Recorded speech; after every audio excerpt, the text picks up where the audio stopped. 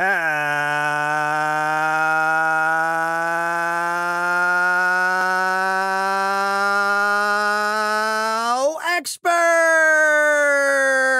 Top 10 bread baking tips and lessons. HowExpert publishes how-to guides on all topics from A to Z by everyday experts. Visit HowExpert.com to learn more. Moving on, let's talk about the HowExpert Top 10 bread baking tips and lessons. Number 10. The best bowl to use is a glass bowl. If you only have a plastic one, this is fine, but the dough may stick more to the side and rise a bit differently than in a glass bowl. Additionally, glass is non-porous and, unlike plastic, will not retain a food smell that may transfer a taste to other foods placed in the bowl. From personal experience, I have found that plastic bowls give a slower rise time because the dough cools more quickly, where a glass bowl allows more heat to remain, thus promoting the yeast to rise. Number 9. Use a wooden spoon. Wood is a softer material than metal or hard plastic and will be gentler to the yeast dough. Metal is very hard and may result in overmixing. If you do not have a wooden spoon or unable to obtain one, using a silicone spoon that is soft and fairly pliable will work. However, wood produces best results. Number 8. Before adding your flour, always allow your yeast to activate. Yeast must have sugar to eat in order to truly activate. It also requires very warm water, not too hot, about 100 degrees Fahrenheit, to dissolve.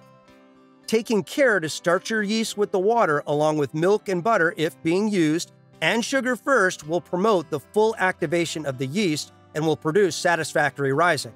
This process generally takes about 5 to 10 minutes. When adding flour to your mixture before the yeast has time to activate may slow rising or may impact your final product, not always producing the best results. Number 7. Flour types are very important. If you're using bread flour, all-purpose flour, rye, almond, or self-rising flour, each has its own properties and must be taken into consideration. For example, bread flour is the best for baking bread as it's been sifted and prepared specifically for bread. Alternatively, all-purpose flour is fine and once sifted is very similar to bread flour. If you're using self-rising flour, you need to omit the addition of salt to your bread dough. Non-wheat flours may require a more gentle hand, such as almond flour, and will not need as much manipulation in the kneading process. Number 6. Kneading is a very, very important part of preparing your bread.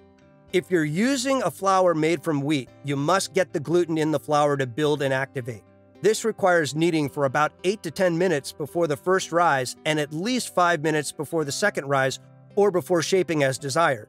One simple way to see that the gluten is building is when starting, your dough is sticky and it develops the gluten. It becomes more firm and elastic. This firmness will relax a bit while rising between kneading times. Note, if you're using a flour that is gluten-free, be sure to follow kneading directions for that flour. Some require mixing only and some require a small amount of kneading. The key for this aspect of bread making is knowing what your flour type requires. Number 5. Knead on a wooden cutting board that is coated lightly with olive oil. To reduce the sticky feeling of your dough and reduce the chance of using too much flour, instead of kneading your dough on a floured surface, consider using a wooden cutting board that is lightly coated in olive oil. If using the wooden board, be sure that it's used only for breads and not for cutting meats to reduce any chance of cross-contamination. Olive oil is preferred due to the texture and the full-bodied taste it brings to bread.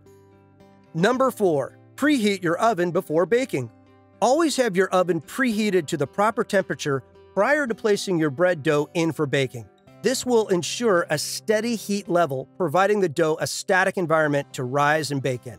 If the oven is cool when the bread dough is placed inside, the heat being uneven will most likely produce less than optimal results, such as a bread that is not fully risen, a more dense bread, or bread that is baked unevenly. Number 3. Do not open the oven while bread is baking. Avoid opening the oven door to peek inside at your bread. When this is done, the temperature inside the oven falls slightly, resulting in uneven baking and in some cases, fallen or sunken bread that is very dense. By following your recipe and the baking times given, you'll not have the need to open the door to your oven until the very last few minutes to be sure that you have a fully cooked loaf of bread. Number 2. Never cool your bread inside the bread pan. Regardless of the type of bread pan, metal or glass, you should always turn your loaves out onto a wire rack for cooling. If allowed to cool inside the pan, air is unable to move inside, trapping the moisture from the bake. This will result in soggy bread or very moist bread that is unsatisfactory. Cooling on the wire rack allows the steam and heat to escape on all sides of the loaves, providing an even cooling where the bread is able to dry out while cooling, thus avoiding a soggy or damp feeling. Number 1. Eat fresh bread within 2 or 3 days. Fresh baked bread, unlike what is normally purchased in the grocery store, contains no preservatives. Because the bread is preservative-free, it will not be edible as long due to the yeast used in the baking.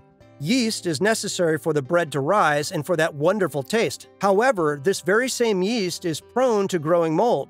To reduce the chance that your bread must be tossed to the birds instead of eaten, once baked, be sure to eat the bread within 24 to 48 hours. If refrigerated, the bread will last slightly longer, about 3 to 5 days before becoming stale. If you liked our video, be sure to click like and subscribe for more HowExpert Top 10 videos on all topics A to Z in the future. Also, let us know what other topics you want us to do a HowExpert Top 10 video in the future in the comments below. Thank you, have an amazing day, and happy baking! HowExpert publishes quick how-to guides on all topics from A to Z by everyday experts. Visit HowExpert.com to learn more.